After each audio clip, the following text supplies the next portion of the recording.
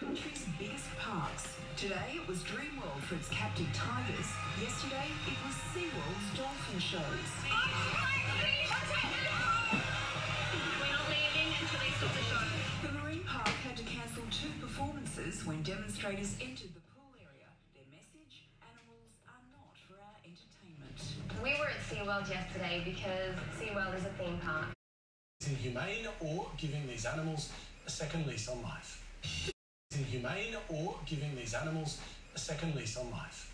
The Gold Coast theme parks go gangbusters over summer, but this year they've hit a snag. Activist group Justice for Captives is targeting 2 of the country's biggest parks. Today it was Dreamworld for its captive tigers. Yesterday it was SeaWorld's dolphin shows.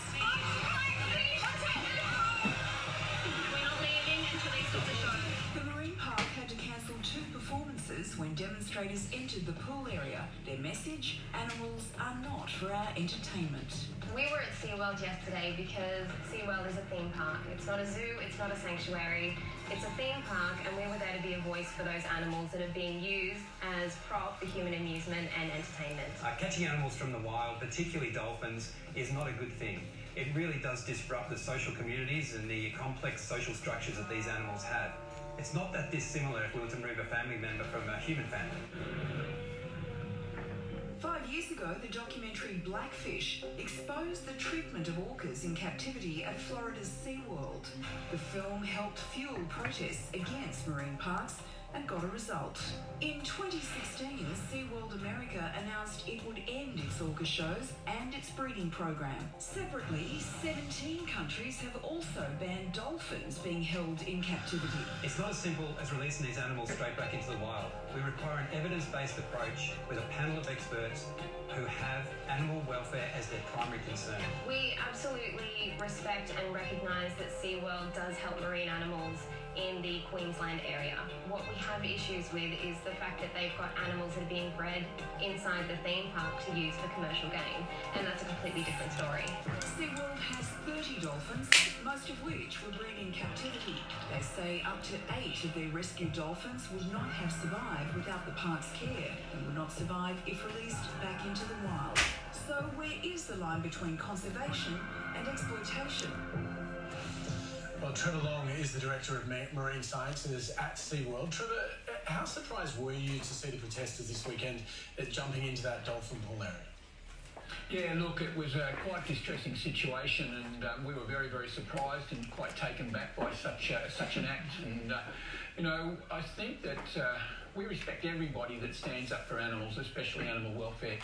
However, these parks, SeaWorld and Dreamworld, they're family parks, and it's created quite a lot of distress for families and for children. So I'm not sure if their message was actually got across.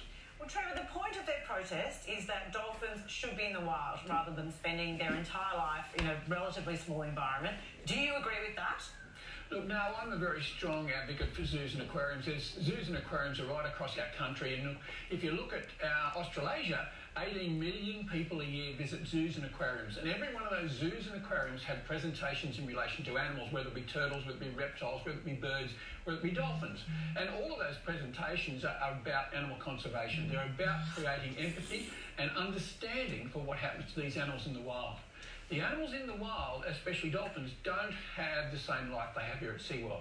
The wild's a very, very different place. There's a lot of fear, there's a lot of hunger, and there's a lot of issues which we create that impact on these animals. And as a growing population, this is something that we must get across to the community if we're going to live in a little bit more harmoniously as we move on.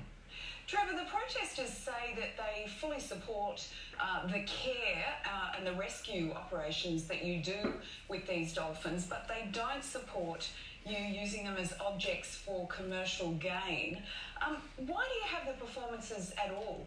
Well, look, if you look at entertainment's not a bad word, and we've got to understand that if you've got entertainment and we're trying to get across all those messages of conservation, to get 2,500 people in a 15-minute situation where you can impart that knowledge is a very efficient method to do that. I think if you're looking at entertainment, there's got to be 3 values there, and those values are respect, dignity and welfare.